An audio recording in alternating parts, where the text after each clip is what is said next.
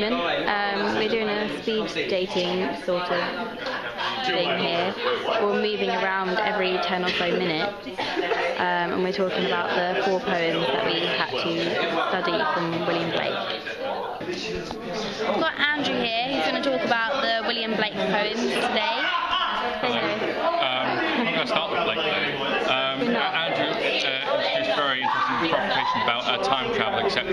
About how looking to the past and looking to the present between modernism and romanticism. Something very interesting that Shelley said, the poet Percy Shelley in his essay. I don't know if to look at you or the camera, this is very confusing. He said in his essay of A Defence of Poetry that the poet is both a legislator and a prophet, that he not only beholds intensely the present as it is, and discusses those laws according to which the present things must be ordered, but he also beholds the future in the present, and his thoughts are the germs of the flower and the fruits of latent time. So it's basically looking at the idea that what the poet sees in the present will inevitably become the future. Because it's sort of summed up in another phrase of Shelley's, that the future is contained within the present. Everything that is in the present will one day become the future. The future is in the present in some sort of latent sense.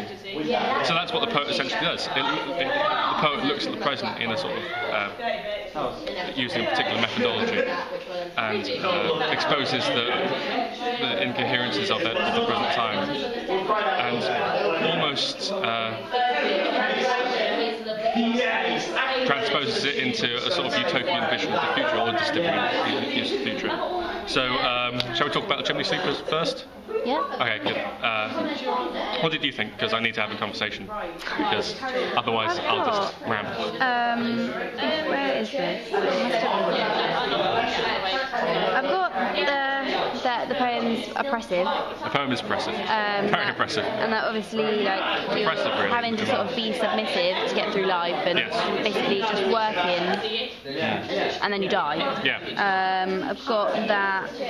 This one actually shows like religion in a good light. That it's like, yeah, I've got this, but maybe you don't. And in the sort of sense that like it's got that, if you listen to us, it will be okay. Like, if you go through this life feeling like that you will go to heaven, sort of sense. I can tell you don't agree with that. But basically, for the 2 years of college, this collection of poems never left my bag. So I feel like you got to keep going, knowing that there's a better ending. I disagree with everything. Would have slapped you in the face if he wasn't against hitting one. But Blake's a lovely guy. What's a lovely guy? His view of Christianity was that he identified Christ the Son with all spiritual goodness, whilst he made God the Father the symbol of terror and tyranny. So there's a line which links to that in the Chimney Sweepers, that and the angel told Tom if he'd be a good boy, he'd have God for his father and never want joy. So keep in mind that Blake views God the Father with terror and tyranny. And there's a great irony about the angel having a bright key and releasing the chimney sweepers from the coffin of Black. Because not only does a key unlock, the key also locks. So the very reason that the chimney sweepers are in the coffins of Black in the first place is that they were locked into them by the angel. It goes with the chain of being from the relations about God being at the top, Answer being the bottom, and people in between, so the kings, nobles, all the way down to the chimney sweepers at the current time. So Blake was against this hierarchical idea. It's almost like a move that the chimney sweepers were sort of thrown into this period of history, into a particular class at a particular time when the only job available to them could have been a chimney sweeper. And I was discussing with Abby earlier about this interesting idea that the chimney sweepers are like the machines that we have now, like our iPods, our laptops, our shoes, the items that we have now. They sort of make our lives easier, and we use them all the time. But once they're broken or they fall apart, etc., we throw them away. And the chimney sweepers of the Georgian time are just the sort of dispensable machines of our current time. The whole sort of the optimism that the angel brings is completely illusory. It's saying, don't worry if you have a crap life now. You will die. I mean, they will die because they're chimney sweeps. They'll die at 13 after a terrible life of suffering.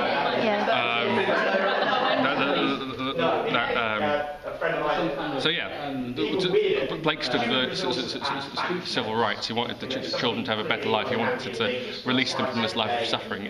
Talking about him as a Marxist, it sort of equals distribution of wealth and labour. He wanted all humans to live equally, because his own libertarian view was that everything that lives is holy. Yes. I don't know if this is right. I've got the rhyming scheme of it. Yes, the very last line. I've got the AABB rhyming scheme. Yeah. And I thought that the last two verses of it, the A's are like half rhymes. Yes. Dark, work. Wind, behind, void. It's dissonance because it's false. Yeah, and I thought that they changed it to that at the end, because it's a sort of sense that that's when he's realised that he does have to oppress himself, and it is the sort of change. And but why should he oppress himself? Why is this oppressing happening? He shouldn't be oppressed. No.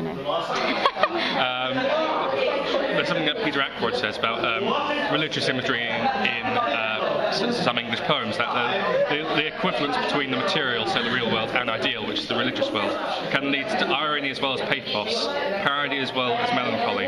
In a world where certain sacred truths are accepted without question, then parody and irony themselves become necessary devices.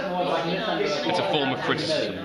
The chimney sweeper is a criticism upon this just terrible oppression that the idea of God, which is of course Blake viewed as a tyrant, has allowed.